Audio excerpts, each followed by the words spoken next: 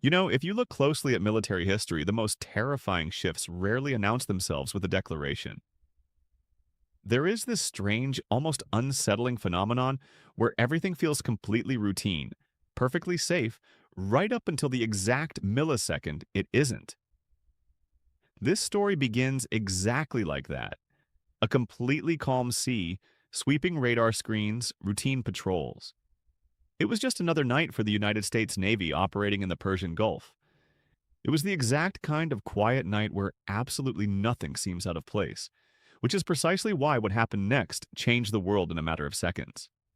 Somewhere far away, well beyond the horizon and out of the reach of American sensors, decisions had already been finalized. These were not loud, public political declarations. They were quiet, deeply calculated, and utterly ruthless. And once that invisible tripwire was crossed, there was absolutely no turning back. Near the coastline, buried deep inside hardened, subterranean air bases and hidden hangars, aircraft were being rolled out into the night.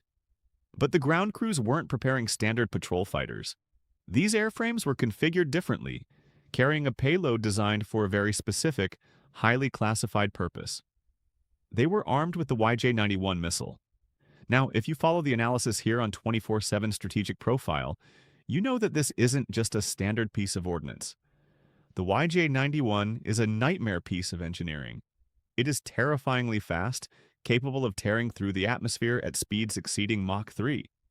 But its speed isn't what makes it so lethal. It is designed specifically to hunt radar frequencies or strike naval vessels directly. That means its primary objective isn't just to blow holes in a ship. Its primary objective is to violently blind the enemy first. And that is what made this exact moment in the Gulf so incredibly dangerous. This was never going to be a simple hit-and-run strike. This was a meticulously coordinated operation designed to completely shut down the eyes, ears, and nervous system of an entire American fleet. Out in the open water, the USS Nimitz carrier strike group was operating exactly as it had been trained to do for decades. They were wrapped in a layered defense network, projecting advanced Aegis radar signals for hundreds of miles, maintaining constant, unbroken surveillance over the airspace. On paper, and in the minds of the men and women on board, they were sitting inside one of the most heavily protected military formations on planet Earth. There was nothing unusual. There was zero cause for alarm, until the very first anomaly registered on the screens. At first, the data didn't even make logical sense. The tactical action officers staring at the glowing displays saw multiple incredibly fast-moving contacts. They were flying at an extremely low altitude, hugging the curvature of the Earth at blistering speeds. A radar operator stared at his console, paused in disbelief, and then spoke the words that would alter naval doctrine forever, saying it slowly to ensure he was heard clearly. "We have incoming." In that single heartbeat, the illusion of calm vanished, because the screens inside the Combat Information Center weren't showing one or two rogue bogies testing the perimeter. The system was suddenly rendering hundreds of inbound threats, and then more.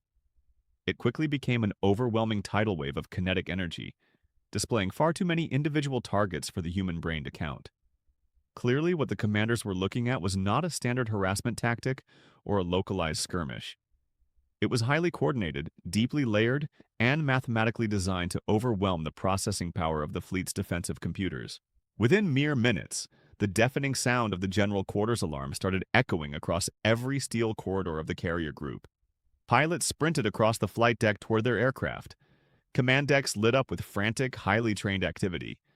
Automated defensive systems were immediately powered up to maximum capacity. And then, a technician analyzing the electronic warfare data said the one thing that no naval commander ever wants to hear in a saturation scenario. These are anti-radiation signatures. A chilling realization swept through the room. This wasn't just a brute force attempt to sink ships. This was a surgical attempt to take away the fleet's ability to defend itself. Anti-radiation missiles do not just aim for the physical hull of a destroyer or carrier. They are apex predators that lock onto the exact electromagnetic pulses of the radar systems guiding the ship's defense. This creates a horrific, deadly paradox. The harder you try to look for the incoming missiles, the brighter your ship glows on their targeting sensors. Think about the gravity of that for a second. The multi-billion-dollar system that was engineered specifically to protect the sailors instantly becomes the very magnet that draws the weapon to them. The shield becomes the target, and right now, that entire shield was under a massive synchronized assault. The first wave hit the outer perimeter with blinding ferocity. The incoming tracks were coming in far too fast. The fleet's automated defense systems responded immediately with brutal efficiency. Standard missile interceptors roared out of their vertical launch tubes, painting the night sky with trails of fire. Close-in weapon systems, the massive Gatling guns mounted on the ships, spun up to full autonomous mode, throwing walls of depleted uranium into the air. But something about the geometry of the attack felt deeply wrong. The missiles were not coming from a single, predictable direction. They were converging from everywhere.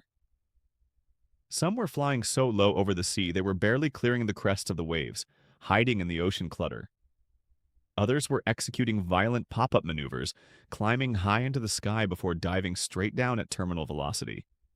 It was exactly how these munitions are programmed to avoid tracking until the absolute last microsecond. And then came the impacts. Not just one.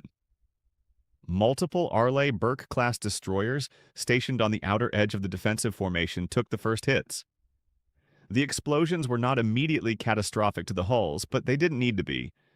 The warheads detonated precisely where they were meant to, shredding the phased array radar panels and knocking out key sensor nodes. Almost instantly, massive blind spots opened up in the fleet's defensive network. The destroyers had been functionally degraded, making the entire formation suddenly vulnerable. And that is exactly when the second phase of the nightmare began. On the massive flight deck of the USS Nimitz, operations had devolved into a state of controlled, desperate chaos. Fighter jets were being frantically moved to secure elevators. Commands were being shouted over the roar of engines. Electronic warfare systems were being desperately recalibrated to compensate for the lost radar coverage. But the most terrifying problem wasn't just the sheer volume of the attack anymore. It was the creeping fog of confusion. Because once your primary radar arrays start going dark or get destroyed, you are no longer seeing the battle space with absolute clarity. You are no longer dictating the fight. You are reacting. You are guessing. You are hoping. Inside the command center, another officer shouted over the noise, stating that they were losing tracking and could no longer establish hard locks on the incoming swarm. That is the exact moment the true nature of the operation began to spread among the command staff. This massive barrage wasn't actually meant to be stopped completely. The math simply didn't allow for it. It was designed to overload the servers, to break the human coordination, and to force deadly mistakes. Some of the American interceptors found their marks, lighting up the distant horizon with massive airborne explosions. But far too many of them did not.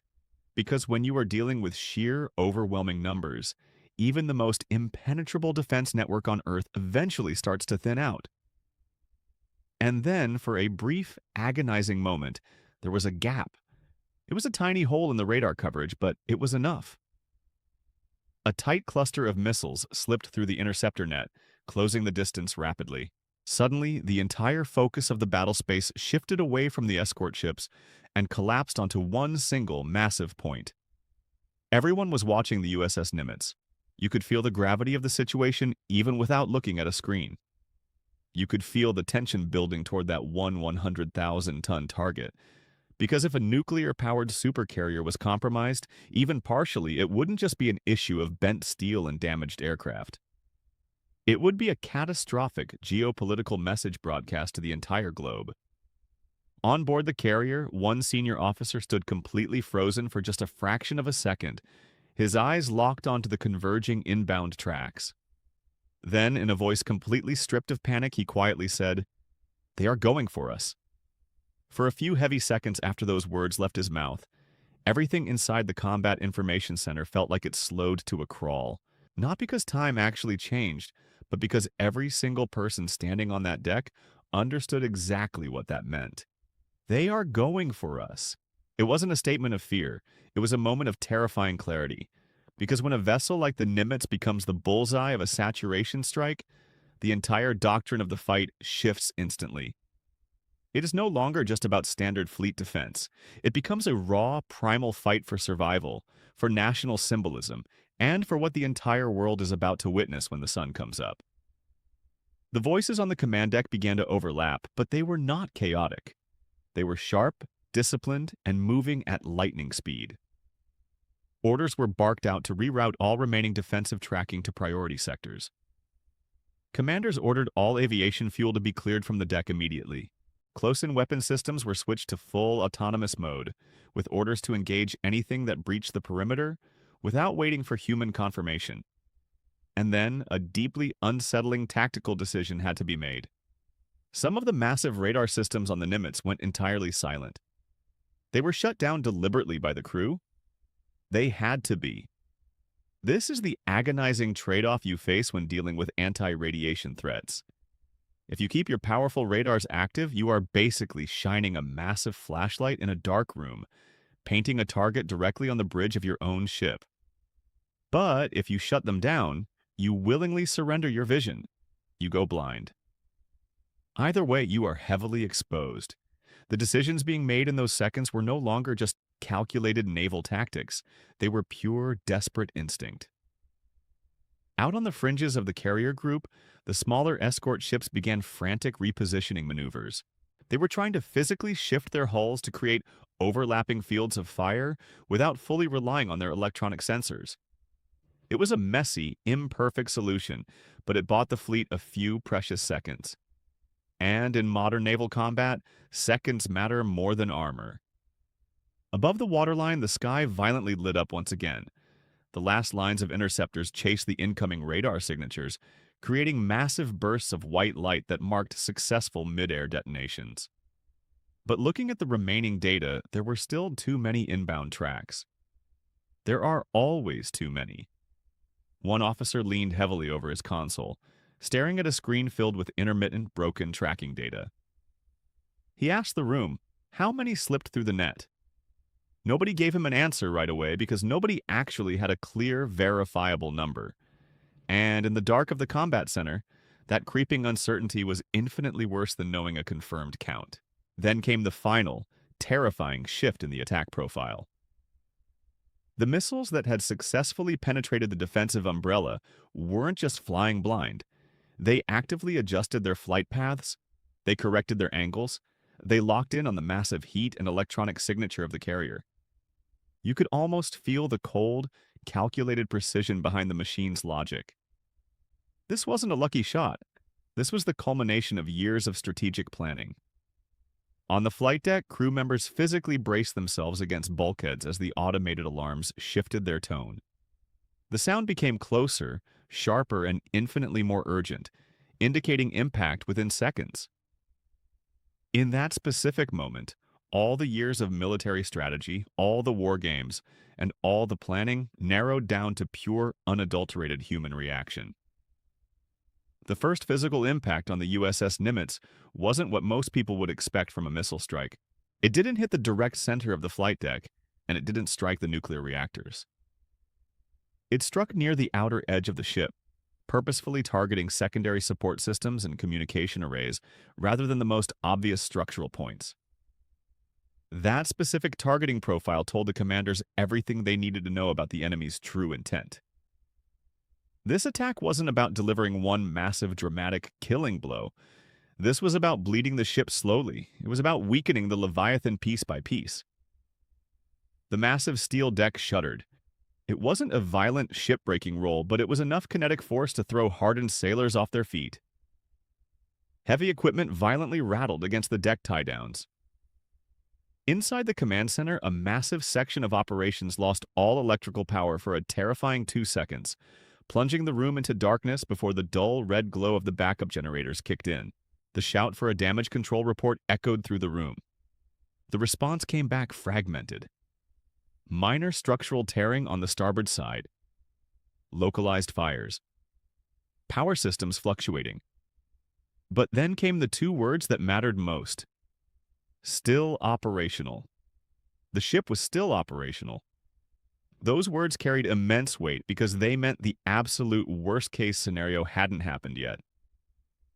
The line of total destruction had not been crossed, but they were dancing dangerously close to the edge.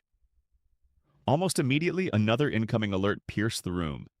The threat was much closer this time, and now the defensive shield was drastically thinner. The ship's internal systems had already engaged multiple targets. Missile tubes were empty. Other sensors were completely offline or stuck in a reboot cycle. This is the brutal reality of what saturation warfare does to a modern military force. It doesn't just hit you with explosives. It violently stretches your resources until microscopic gaps begin to appear in your armor. And those gaps are exactly where everything falls apart. A second violent impact rocked the hull. Then a third missile was intercepted by the phalanx cannons just in time, detonating so incredibly close to the ship that the concussive shockwave swept across the flight deck, blowing over equipment and forcing crew members to instinctively hit the deck to shield themselves from flying shrapnel. Officers were screaming at their teams to keep moving, to stay focused, because freezing in place, even for a single second, was a death sentence. Meanwhile, looking beyond the immediate chaos of the carrier's deck, something much bigger and more alarming was unfolding across the Gulf. The other ships in the strike group were still heavily engaged, still desperately trying to hold the defensive line.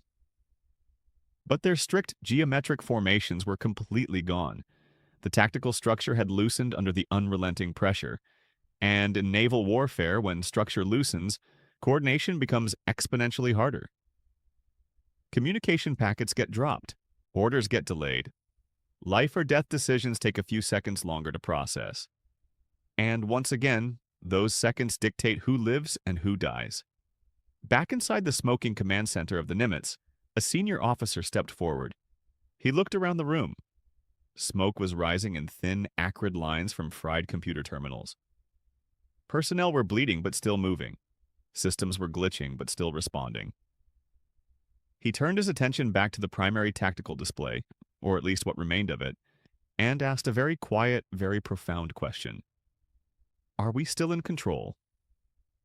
Not a single person in that room gave him a confident answer.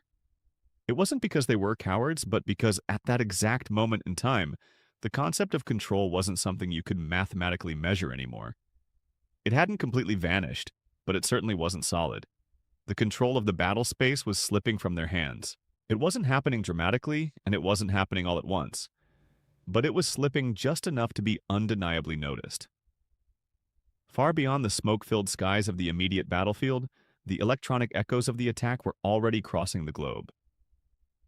Early fragmented reports, unconfirmed telemetry data, and pieces of encrypted communication were flooding into servers thousands of miles away. Inside the secure situation rooms of Washington, D.C., military analysts began seeing highly unusual patterns on their global tracking boards. Partial satellite outages, massively disrupted signals, sudden defensive changes in the positioning of the Fifth Fleet. They did not have the full picture yet, but they had enough raw data to realize that a geopolitical nightmare was unfolding. Back in the dark waters of the Gulf, the intensity of the missile barrage suddenly stopped spiking. It didn't need to increase anymore because the primary objective of the enemy's first phase had been flawlessly achieved. Extreme pressure had been applied. Multi-billion-dollar systems had been tested in real-world combat. The absolute limits of the American defensive umbrella had been revealed. Now, the overarching question wasn't just whether the Nimitz could stay afloat. It was a much deeper, far more terrifying strategic question. How long could the carrier hold out before the deteriorating situation forced Washington to make a decision that went far beyond the confines of the Persian Gulf? You know what is truly strange about moments of extreme combat? It isn't always the deafening roar of the explosions or the screaming alarms that define the experience. It is the haunting, suffocating pause in between the violence. That short, heavy, agonizing silence where everyone is bleeding, exhausted, and just waiting to see what falls out of the sky next. Out on the battered deck of the USS Nimitz, that temporary silence did not feel peaceful. It felt incredibly loaded. It felt like a compressed spring, like something terrible was still moving toward them in the dark, even if the broken radars couldn't see it yet. Because deep down in their gut, every single sailor on that ship knew that this operation wasn't over. It wasn't even close.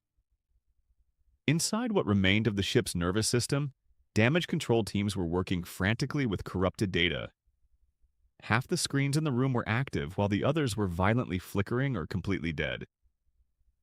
The communication lines to the escort destroyers were horribly patchy, forcing the officers to constantly switch between analog backup channels and manual voice relays.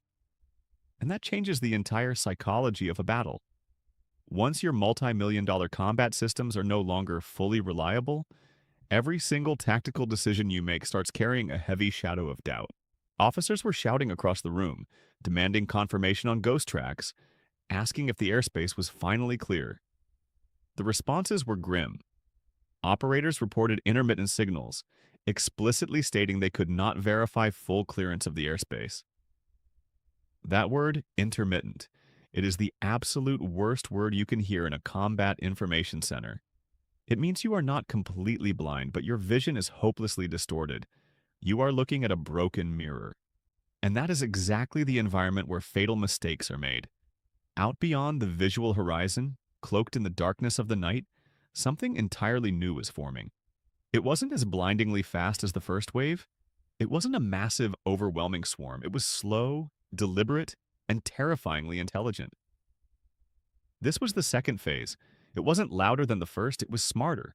Instead of trying to crush the computers with numbers, this new wave of munitions came in much smaller, tightly controlled clusters. They were harder to detect, flying tighter to the water and infinitely more precise.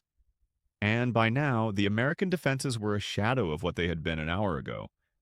Ammunition stores were depleted. Some phased array panels had been pushed beyond their thermal limits and burned out. Other systems were running purely on degraded backup protocols.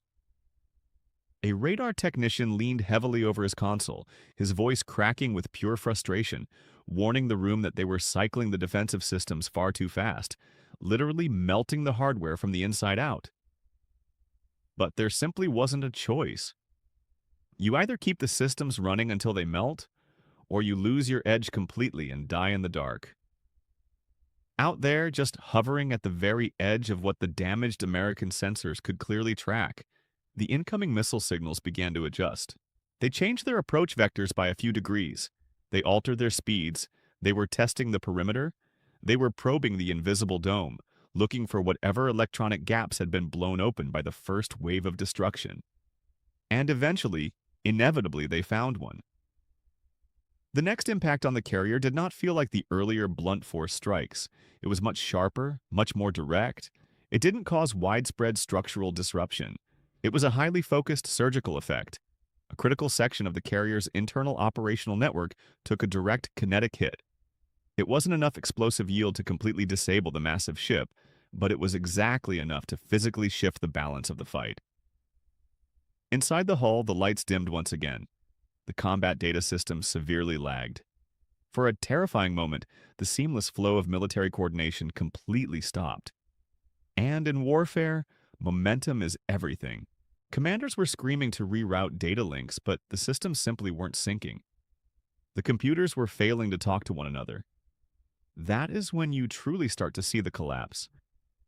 It doesn't look like panic, and it doesn't look like a movie explosion. It looks like strain. Pure systemic strain. The kind of friction that doesn't break everything instantly but makes every single basic action 10 times harder to execute. Across the entire strike group, the other escort ships were feeling the exact same strangulation. Not all of them were hit physically, but their networks were degraded. None of them were untouched by the electronic warfare, and more importantly, absolutely none of them possessed a complete, accurate picture of the battlefield anymore. Once the flow of data fragments, even the strongest military positions begin to feel incredibly fragile. Back on the flight deck, aviation operations had slowed to a crawl. Moving aircraft was now a highly dangerous, cautious endeavor. Voice commands had to be repeated 2 or 3 times over the radio, just to ensure they weren't misunderstood through the static. The crew slowly stopped relying on the automated computers and started relying entirely on each other. You could see the shift in their body language. The movements were less robotic, far more deliberate. Every single action taken on that deck now carried the heavy weight of life and death. Meanwhile, far removed from the smell of burning jet fuel and cordite, the the geopolitical reality of the situation was finally taking shape inside the Pentagon. In Washington, D.C., the military updates coming in from the Gulf were not describing a sunken fleet, but the language being used was deeply concerning to the Joint Chiefs. They were reading reports of degraded operational capability, partial system blindness, and a carrier group that was still active but trapped under sustained, highly calculated pressure. To a civilian, those words might not sound catastrophic, but if you analyze military language here at 24/7 Strategic Profile, you know exactly what those terms imply. They suggest something monumental. They mean the line of absolute war hasn't been crossed, but the enemy is walking right up to the edge, looking down and smiling. It is a gradual escalation, and that is what makes it so incredibly dangerous. When a military crisis happens gradually, political decisions become paralyzing. Do you launch a massive counterattack? Do you hold your ground? Do you order the fleet to retreat and wait for better data? And while the politicians spend hours debating the response, the situation on the water keeps evolving against you. Back in the Gulf, the pace of the incoming strike slowed down once more. Not because the enemy had run out of weapons, and not because the threat was neutralized. The attack stopped because the true overarching objective of this entire operation had finally been achieved. Unbearable pressure had been successfully applied. The multi-billion-dollar Aegis systems had been tested and found vulnerable. The operational limits of the United States Navy had been exposed to the world. Now came the final part of the attack, the part that never shows up on a radar screen, the psychological shift.